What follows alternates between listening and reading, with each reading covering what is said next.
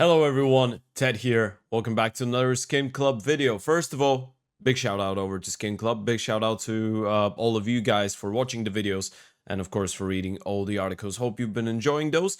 As of today, we are right now, I guess a couple days away from the start of the playoffs of the PGL Astana 2025. And the reason we're doing this video, or the main goal of this video, is going to be looking into two of the teams that I have found most interesting, intriguing, watching throughout the group stage. Two of the teams that did impress me in the first round, and two of the teams that I think could be really entertaining to watch going into the playoffs.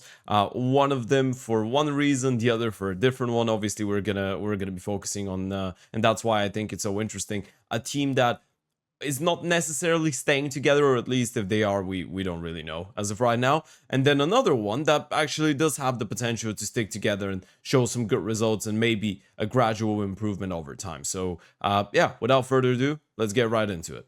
All right, as you can see, we're on HLTV already. Now, the group stage, in the moment of me recording this video, is actually not concluded yet, right? There's a couple more games that need to be played out.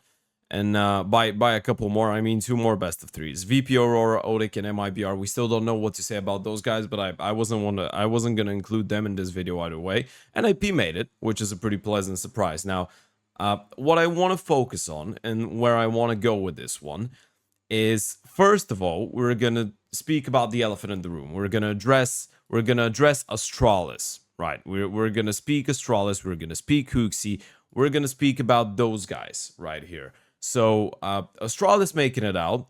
Obviously, it's good news for them. Played some good counterstrike, took down Virtus.pro, lost the spirit, but took down both Pain and Odic. Now, for those of you that are unaware what the news are like with Astralis, apparently as of right now, Astralis is looking to sell the organization, and allegedly they are finding it difficult to find a buyer in Denmark, and it's not really known what will happen, what will follow for this Astralis team, considering that this is the last event that they have lined up for the season. So there is a big chance that we see a lot of changes. Now, I want to pretend we don't live in this universe. I want to pretend we don't live in the universe where, by the way, obviously, just because for context, you all know that Cadian got removed. Now they picked up Hooksy only for Astana, which I think was probably the best move they could have gone for this specific event. And they did fire their sports director as well, or esports director, alongside with removing Cadian. So let's pretend for a moment we live in a bubble where we can speak only about how Astralis has been playing on this event, and this event only. Pretend there's the organization is not trying to sell its team. Pretend, or well, the organization is not trying to sell itself actually. Pretend that we don't all think that Device could go into an international team, which seems like it's a bit of a possibility now even. Let's focus only on what Astana has shown us. Now, I think what Astana has shown us is that Hooksy, from the get-go, and I know it's really easy to say that now that the things with Cadian didn't work, Hooksy was probably the right man for the job. And as much as I was one of his biggest critics over on G2, I gotta admit, Hooksy is making this team look more legit, and he looks hungry to play the game, and he did win some trophies with G2. Sure, he did have Monacy and Nico, right, which is a big buff, but I guess you could argue that when you have Stown, Yabi, Device, and Stare on a team, you should be able to be a contender as well, and Astralis weren't that in the last couple of months. Hooksy's now arrived. Now, what has that changed? So, Astralis did play Odic, Pain, Spirit, and Virtus.pro. I feel like out of all those games, maybe the VP one was the most interesting. Spirit one was not even close, and I guess it was quite expected. We can't require magic from them. I'm going to use the VP one just for reference to say why I think Hooksy is the right man for the job if this team is to stick together, and why I think he should get picked up as the in-game leader if they can, you know, facilitate and justify holding on to the organization and the team for a little bit longer, and they don't lose any of the players. Now, starting off from that Dust 2, Hooksy drops one of the best maps individually that we've all seen out of him, and he has been playing a great event, one of the best international events we've seen out of Hooksy, but we're going to get to that. Obviously, he's going to be really motivated to prove himself. 28 and 22 for him. Device on 29 and 19. He obviously has always been playing well. You're able to take down that side of VP, which I feel like in its own, it's not that big of an achievement considering Virtus Pro have been a little bit lackluster and really shaky and difficult to predict, I guess, at times. But the one main thing in this game for Astralis was the fact that, first of all, Device looked really good. Second of all, Stown was really consistent. Third of all, HooXi was up there. HooXi was putting up numbers. HooXi was not only putting up numbers, he was a leader. He was going in first, he was creating space, he was going for aggressive plays, he was really proactive. He looked like he wants to play the game. He looked like he just wants to he wants to thrive, and he played with confidence, which is something that I really like. I think he realizes there isn't much that you could lose out of your time with Astralis right now, considering that the team is probably not going anywhere.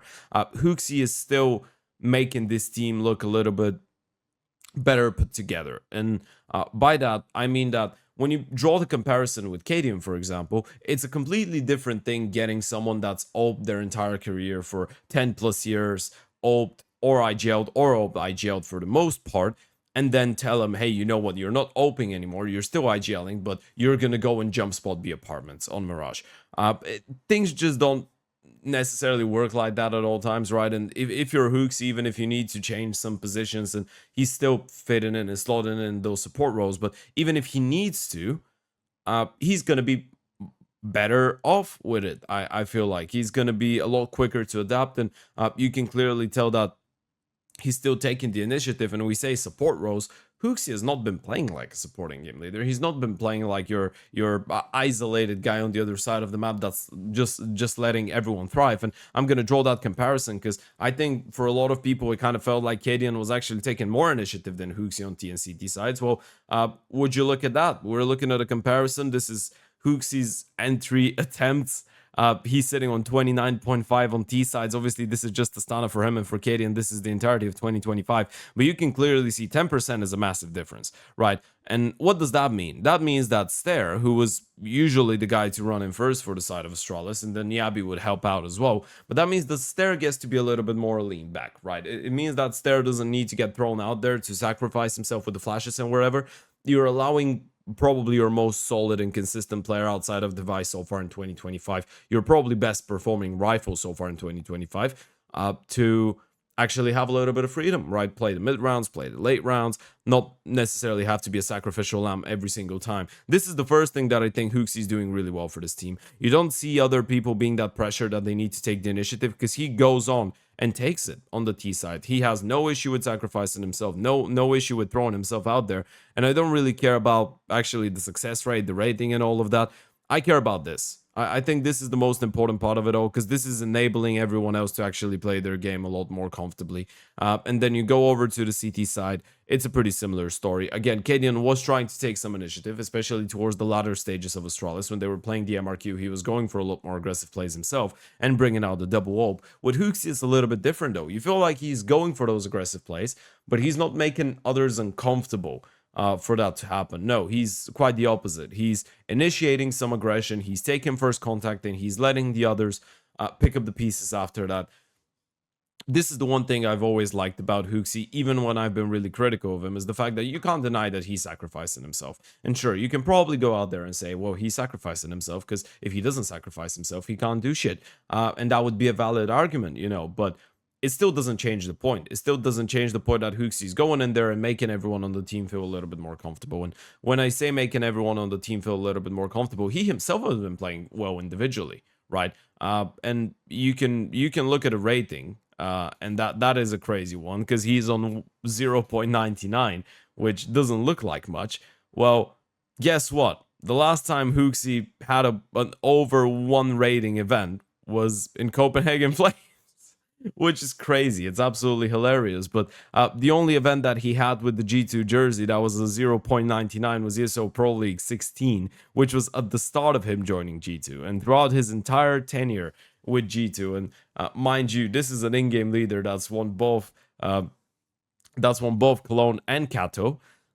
He didn't have a single event, or didn't have a single event at 1 rating. And now if Astralis do well in the Astana playoffs, he might actually have his first over 1 rating event since Copenhagen Flames. But the bottom line here is, we shouldn't be looking at this. It is really easy to look at this. I mean, sometimes it's impossible to ignore, right? But the main thing we could focus on is look at how the team long term could improve with Hooksy. The one thing I'm quite comfortable Hooksy could do, and quite confident actually Hooksy could do in comparison to Cadian, I think he can be a really easy to work with leader on that Astralis team. I think he's the guy that could go in like a sponge and just get and absorb all the negativity, contain it within himself, and just return positivity, right? He's gonna be he's gonna be like a tree producing oxygen, pretty much, right? I really feel like he could do that. Obviously, it's an entirely different question on how big the frustration is within the team, organizational questions. It's really difficult to imagine a world where things are just going to go in La La Land and Hoosie's going to stick around and Astralis is going to become great again. I still feel like he has been improving them, and I honestly enjoyed watching him play. It could be for many different reasons. It could be that he's just coming in after such a long break without any officials, because he hasn't played Counter-Strike since what, 1 year almost, even more than that. So yeah, oh, actually, it is more than that. Yeah, more than 1 year he's been offline. So it is really difficult to imagine that Hooksy will stay and that this project will keep on going. But if they do, I really feel like he could recover that situation. He could help Astralis salvage themselves and potentially become a top 10 team and be a contender again for some events, especially for PGL events, when obviously you don't have teams like Vitality and Falcons attending at all times. So yeah, I am excited to see how they do in the playoffs. I feel like they can do some surprising damage still, and this entire event has been a really pleasant and interesting one in terms of looking at teams trying to redeem themselves and be pleasant surprises. But yeah, I feel like the Hooksy factor is definitely helping out, and for guys like Stown, who's having his best individual event since the first event of the year, which was Blast, but that was the qualifier, and he played only 4 maps there. Now he's played 10 maps, and he still has his best event so far. After that Blast event, I think it just shows. Stair getting a little bit more freedom, Device playing well, Stown having his best event since a couple months. I feel like Hooksy is just coming to Astralis, and in a matter of 4 games, which we can't use to judge and say definitively, okay, he's the man for the job, he's looked good. This is the main thing. He's looked good. All right, team number 2, the second one we're going to be talking about is shockingly Furia. And this was one that I actually thought about even writing an article about. I'm still in the thought process of this because there is an interesting story in there. And the interesting story is Zikinder and Molodoy. I don't really know how I feel about this yet. But we're going to do a bit of a recap and say why this Furia team has actually been quite pleasant to watch. Now, it all started for Furia with a best of 3 against the Mongols. Now, they did get absolutely smashed on Mirage, but then you go into an Anubis, and you're thinking, hey, you know what? A 9-3 CT side on Anubis, they're popping off. Yakinder is 17 and 13. Yuri looks good. Kiserato looks solid. Molodoy had a couple good moments. It was an all-around team effort, and they bested the Mongols on a map that they're usually decent on. They still lose the series, but that makes you a little bit hopeful. Then you progress. You go into that Gamer Legion game, and again, we started off on Anubis. Furia look incredibly good on Anubis. Molodoy pops off with a 25 and 12. They end up winning the series on a nuke after getting 6 rounds on the T side, which is incredibly solid. They did get dominated on Mirage, but they're still able to get a win over Gamer Legion. Then they go into the MIBR game. First Anubis and only Anubis that they lost, by the way. And still, they destroy on Train. They destroy on Inferno. Keserato looking good. Yuri looking fantastic. Fallen looking surprisingly solid on a rifle. Then you go into the Oda game, and it's no contest. So the reason I'm starting off with the results here, I just want to show you the examples of what I'm gonna be talking about right now. Now, the main things that we can say about Furia, first of all, just for, again, a little bit of context. Furia decides to go international. They bring in Yakinder, who allegedly was supposed to go into another project, the Russian-speaking project, which, again, allegedly was supposed to probably involve Simple and Perfecto. But then things don't really work out there. They don't go with that project, and Yakinder says, hey guys, you know what? I'm going to go in and play for Furia. Now, the reason this is a really funny story is because Fur was supposed to actually go on Furia, as he shared himself. Apparently, he was speaking to the team and the organization for around 2 weeks, and then a couple days before he had to go into his final meeting, or not even a couple days, like 30 minutes before his final meeting, for them to agree on everything, Yakinder messaged them and said, hey, guys, I'm gonna come over. So Ferd didn't show up, unfortunately, but we have Yakinder coming back for the first time in a really, really long time. Well, first time in a long time since he left Liquid, which was the Shanghai, right after the Shanghai major. He did play a couple qualifiers with Roller Coaster, but we're not going to speak about that too much. Now, the reason this is a really big opportunity, I feel like, for Yakinder is because for a lot of people, this memory of Virtus Pro Yakinder is nothing but a shadow now, and that's completely understandable. Liquid Yakinder was really good in the first couple months. I felt like he was bringing in his own self to Liquid with him, but then after some time, it felt like Liquid were actually draining that energy, and Yakinder just became a really frustrated, individually not as good player. Didn't feel like he enjoyed the game as much as when he joined Liquid, is what I'm trying to say. Now on Furia, it kind of looks a little bit different. And the reason I think this is a pretty precarious one, I feel like initially the situation was Yakinder is going to go into the team, he's going to play 1 or 2 events, and then he's gonna go back after the season to free agency, and he's going to look for a Russian-speaking team or something else. But a couple games pass by, and Yakinder now goes out and says, this might be the project for me. So apparently he loves Furia. Apparently he feels at home there, and he still is only a stand-in. But it has been a really interesting change for this Brazilian team. Fallen from an opening game leader, obviously still the IGL, but now it's a bit of a support. And we do know how things worked out with Cadian. Fallen seems to be fitting into those roles a lot nicer, and Yakinder himself said that he's pleasantly surprised. And then you also have Molodoi joining the team, which again explains why they needed Yakinder to join, right? Because you have another person from the region, another person that speaks Russian. It's going to be a lot easier for him to help Molodoi get adjusted to everything. Molodoi, for those of you that don't know, although at this point I feel like everyone is aware, was one of the biggest talents coming out of the CAS region over the last 1 year, let's say. I feel like not a lot of people watched him play with all-inners. I think DMS was the one that introduced him to Counter-Strike, but quite quickly Molodoi appeared on the radar, and it was obvious that he was much better than a lot of his counterparts on the level that he was playing on. Purely individually, he just looked like a higher caliber player. So you bring him over, and this is what makes Fury a really interesting project for me. Now, you should argue that there is enough talent in Brazil to make a good team, but for whatever reason, you just can't seem to break through the mold, apparently. And for a lot of players and a lot of projects, it has been like that in South America, even though they have a massive talent pool. Fury decided to go international, which I don't necessarily think is a bad idea. And I feel like with Fallen, he's probably bringing in that way of thinking, saying sometimes maybe mashing up ideologies could be good, right? And I feel like Fallen would be that type of a person that would want to bring someone like Yakinder, who's also a voice for the game and is going to help him out with some ideologies. If you want to go back in time a little bit, a couple years, the last time when I think Fallen did a reflections video with Thor, and I'm not sure what the specific year was, but one of the things that I did notice in that interview was the fact that Fallen was trying to be as self-accountable as possible about the possibility of him not having the right ideology. Back in the day, it was in the context of him being on Liquid.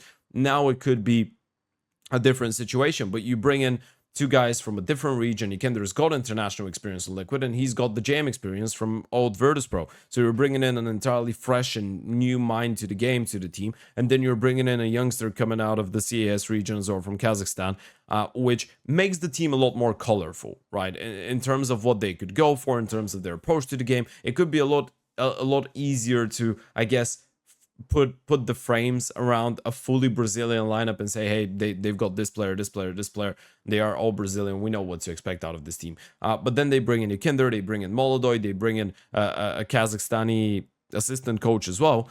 And suddenly the identity of the team could start changing. Now, what we've seen so far from Fury and PGL Astana has been really good. I mean, it's not the best event ever for Keiserato. He's still been playing really well, but it's the fact that everyone seems to be performing well. Fallen, for one, slotting into some more supportive roles, because obviously you want to still leave a lot of freedom to Yuri, and now Yakinder, as the Rifles has been doing a really good job.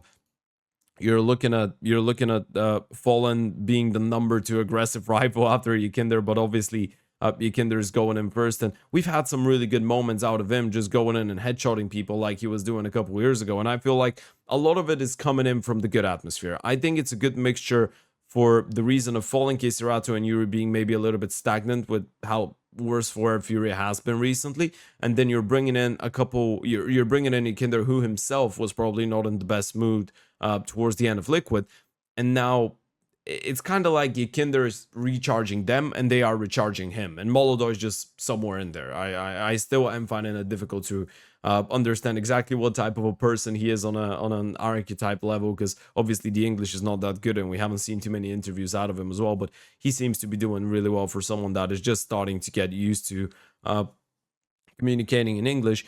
The thing is, Furia just looks good right now. The main concern is how long will that last, right? The main concern is can the atmosphere on the team actually light up the fire within Yakinder for him to become a world-class rifler once again, and one of the best riflers once again, which he was a couple years ago. And can Molodoi, I guess, fulfill his potential on this team? Because if that can happen, Keserato can still be a really good rifle. Yuri, of course. And if Fallen is doing a good job at being an in-game leader with the rifle, which Yakinder said that he's surprised that Fallen is that snappy, Furia could be one of the more exciting teams to watch in the next couple of months. Now, the major is going to give us a lot of answers about this. They obviously have Dallas and they have the major after, and there is the playoffs, and we still don't know who they will be playing in the Astana playoffs, but it is a good first step for a team like Furia. The last time they had made playoffs of a big LAN event was I Am Rio 2024. This is over. This is more than 6 months ago, more than 8 months ago actually. So you're looking at a team that you could argue is just going through a bit of a honeymoon right now with playing better, but I don't really see a reason for it. Well, I see the reason for this not to last, but I see the reasons for this to last as well. And I think there is a possibility that Furia starts going up gradually. I still am not sure if Fallen being a rifle is the way to go. I feel like we're slowly approaching the point when Fallen should probably slot into the coaching slot and they can get someone else to rifle on the team. But you know what? If he does the job, he does the job. And at this point, I think if we've learned something, that Fallen is an absolute legend and is the most impossible thing to get rid of him in any way. If he wants to stay, he will stay. And as of right now, he is playing good Counter-Strike. He did play good CS in those first couple games. Now, truth be told, they did do well against the Mongols. They beat Odic, who have been good, but it's still Odic. They beat MIBR that have been a little bit lackluster, and they beat Gamer Legion that bombed out. So it's not like we've seen Furia go through a massive challenge, but they still have shown a little bit of potential, when honestly, that makes me quite hopeful. I think this is an exciting team to watch. In comparison to Astralis, there is a big possibility that we see that 5-man lineup stick together for the second season of the year. And I am looking forward to seeing what happens if Molodoi is able to get comfortable quickly and start developing as an opener. And I think the fact that you've got Fallen on the team is actually a really good thing for him, because you've got one Russian-speaking person in Yakinder to help you develop your communication skills in a way, I guess, and help you with the transition. And then you have one of the most legendary operas in the history of the game, who's well past his prime, but he can definitely give you a lot of valuable advice. So I think Molodor's got the right pieces to thrive, and he's got an assistant coach from his own country, which helps as well. If Molodor is able to thrive, and if Yakinder keeps on having that spark within himself to play the game, I honestly think that Fury could be an exciting team. But yeah, we're gonna leave it at that. Make sure you let me know in the comments below, if you're watching this on YouTube, obviously, what do you think about both Huxion Astralis and then Furia with this new iteration? I honestly think Furia is really exciting. I would say that Astralis is as well, if it wasn't for all the news with the organization being sold and all of that financial turmoil. I think Huxion on this team could actually do a pretty good job. But yeah, excited to see how it pans out. Excited to see how both those teams do in the playoffs. And yeah, make sure you stay tuned for more cool SkinClub content, because there's a lot of it coming your way, not only from myself, but from all my colleagues as well. Daily news, articles, videos, a lot of exciting things, especially with the major approaching as well. There's going to be some cool stuff happening. So yeah, big shout out to SkinClub. Thank you for being with me, and I'll see you soon in the next video or the next article. Bye bye.